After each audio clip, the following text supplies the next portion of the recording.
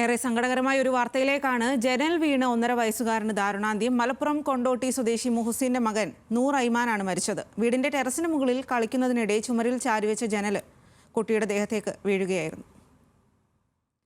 ശാന്തകുമാർ വെള്ളാലത്താണ് വിവരങ്ങളുമായി ചേരുന്നത്. ശാന്തകുമാർ, ഏറെ ദാരുണമായിട്ടുള്ള സംഭവം, എന്താണ് സംഭവിച്ചത്? ഇന്ന് ഉച്ചയ്ക്ക് 12 മണിയോടെയാണ് അപകടം സംഭവിക്കുന്നത്.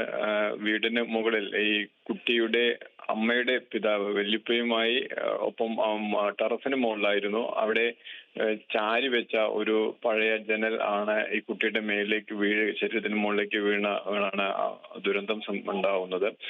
അവിടെ നിന്ന് പെട്ടെന്ന് ആശുപത്രിയിൽ എത്തിച്ചെങ്കിലും ജീവൻ രക്ഷിക്കാനായില്ല. ഏറെ ദാരുണമാണ്. കുട്ടിയുടെ മൃതദേഹം ഇപ്പോൾ മഞ്ചേരി മെഡിക്കൽ കോളേജ് ആശുപത്രിയിലാണ്. പോലീസും ഇതേക്കുറിച്ച് വിശദമായി പരിശോധിക്കുന്നുണ്ട്. ശരി, ശാന്തകുമാർ.